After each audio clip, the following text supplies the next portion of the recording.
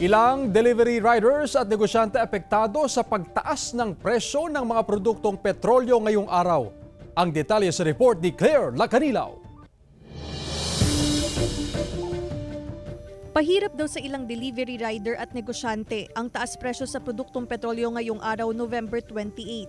Nag-aantay lang po kami, medyo matumal kasi yung booking namin, ma'am. Kaya ayun, nag-aantay po ako dito habang nagpatambay kasi kung mag-iikot-ikot ako, sayang yung gasolina po namin. Bumaba ulit yung presyo ng gasolina. Hindi naman tumataas yung sahod namin, ganun lang din. Yun, pataas na lang pataas. Tapos mahirap pang itinda.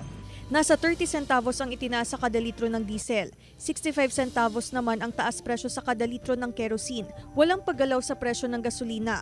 Ayon sa Oil Industry Management Bureau, ang taas presyo sa produktong petrolyo ay bunsod ng inaasahang pagpapatupad ng production cut ng ilang OPEC member. Yung expectation ng OPEC Plus member countries na maitutuloy nila o intensify nila yung supply reduction until early next year. Kasama si Jing Dakanay, Claire Lacanilaw, 1 North Central Luzon.